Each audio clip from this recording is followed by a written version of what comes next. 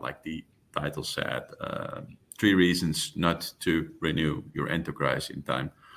Well, one has been covered already. So one reason not to renew is negotiation, because you are not ready yet. You are still optimizing. You are still determining your bill of material, and perhaps facing internal issues why you should not be pushed by the deadline. It's not like if the deadline ends that you don't have any access to services anymore. There are enough solutions to handle that. We hear from Microsoft, well, your services will not run out. Of course, they will not put it on email, but they will say it to you and your CIO.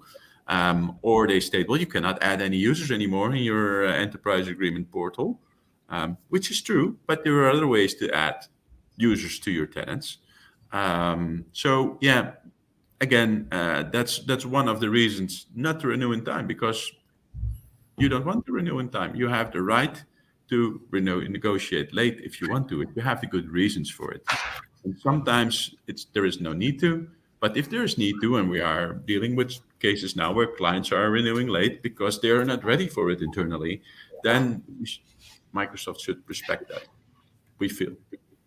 So that's one reason to not renew in time. The other is, we already mentioned that the LSP, they are being paid heavily by Microsoft on renewing on time. So it even might come at a point where if a client does not renew in time, the LSP does not get any margin or rebate from Microsoft.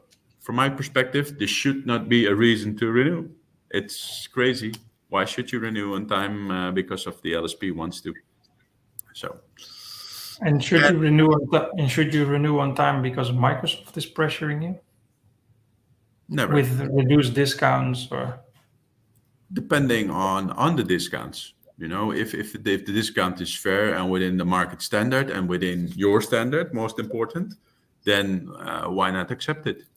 But if you have the feeling that the discount is not within the market standard, or you are paying much more than the previous agreement without having any changes, which we see more and more, then why not push?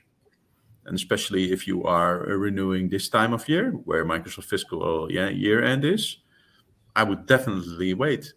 So, we see, generally speaking, all clients renewing in time.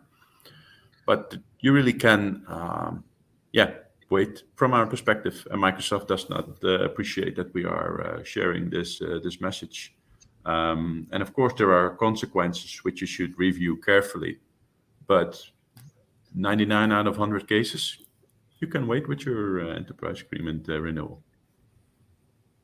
So that are the 3 reasons not to renew your enterprise agreement. And it's really speaking, which basically boils down to manage it on your own terms. Yeah, manage it on your own terms. Don't get pressured by outside factors. No. And that's really the most important. Just handle from your own case and strength. Last year, we done a case where the client was, I really have a bad feeling about this. We are licensing so much users, and I don't have an idea how much users we have.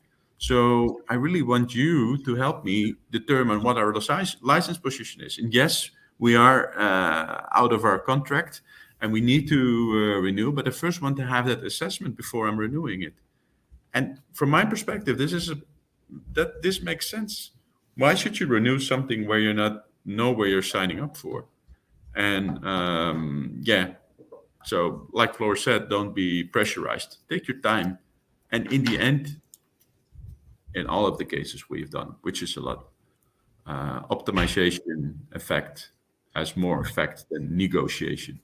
So by optimizing and buying at list price, it will probably be more cost effective than just buying what Microsoft asks you to buy.